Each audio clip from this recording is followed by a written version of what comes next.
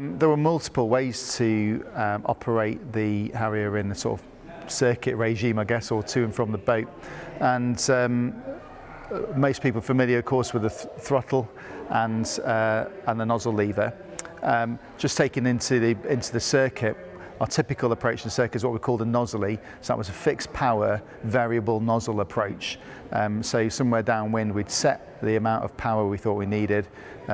From memory it was 80 to 85% RPM depending on the weight of the aircraft, and then we would take our hand to the nozzle lever, and through the head-up display and what we had a thing called an audio alpha gauge in our ear, which would beep high tone if the alpha was low and low tone if the alpha was high. Obviously high alpha is bad because you might depart the aircraft.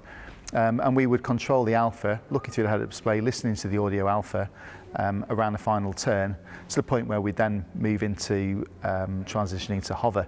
So at a certain point we checked the engine performance. It was around 100 knots in the Sea Harrier. I think the GR9 was about 50 knots, so it shows you the difference in performance of the wing. And we check in the head-up display what we call that we've got 3 flats. So there was symbology in the head-up display like a hexagon. And if we had 3 flats or less of that hexagon filled, then we knew that we had performance to hover. If we didn't, we didn't. So then you'd move your hand to the nozzle lever, pull it into the hover stop usually, and then as you left wing-borne flight, moved into hovering flight, you'd apply extra power to hover the aircraft, and then into the hovering regime. But that was one bit. And accelerating away from the hover, again, another challenging environment. In fact, I nearly had an accident on the OCU doing this.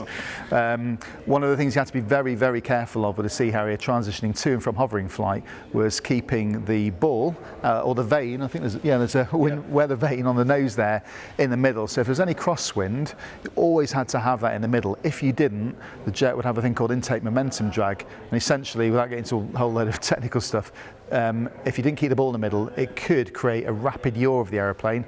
Secondary effect of yaw is to roll the aeroplane, and it would very rapidly roll upside down, and there were plenty of people killed that way in the early stages of the Harrier. And in fact, on my first ever acceleration away from a hover to wing-borne flight, I was so fixated on keeping the ball in the vane in the middle that I nozzled out too quickly. So having had the nozzles down, hovering flight, to accelerate away, you put a bit of power on and you smoothly move the nozzles rearwards with the nozzle lever. But I nozzled out too quickly, felt myself going down, heard the alpha warning in my ear, the high alpha, this is bad, and then one of the instructors has said, if anything goes wrong, undo the last thing you did. So I moved the nozzle lever rapidly back to the hover stop again and went vertically upwards pretty quickly. But I removed the issue. I think I failed that trip. But yeah, a really challenging way to operate the aircraft. We could do conventional landings with the nozzles all the way back as well, but that was a really demanding approach and circuit, very fast, close to the wheel limiting speeds on the outrigger wheels. And required very, very accurate handling. And we wouldn't do it unless we'd had a problem with the nozzles.